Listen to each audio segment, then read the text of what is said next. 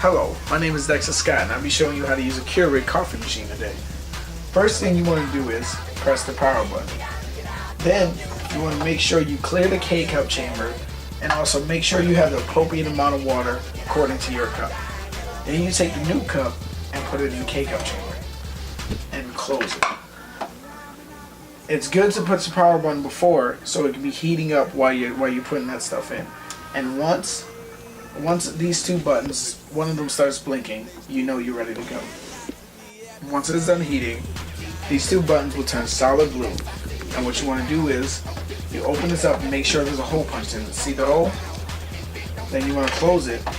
And once it starts flashing, you know you can choose what cup you want.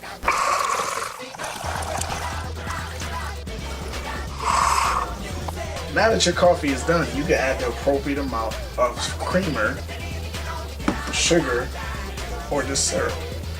This is a special type of syrup, you know, it's a Starbucks vanilla. Get at your local Starbucks. It's really good. Hey, yo, you better be paying me for this. I like lots of sugar in my coffee.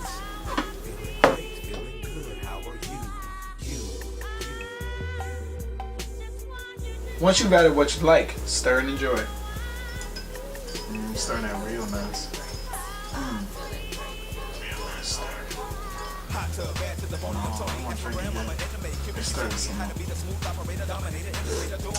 Sweet. Like mama's milk.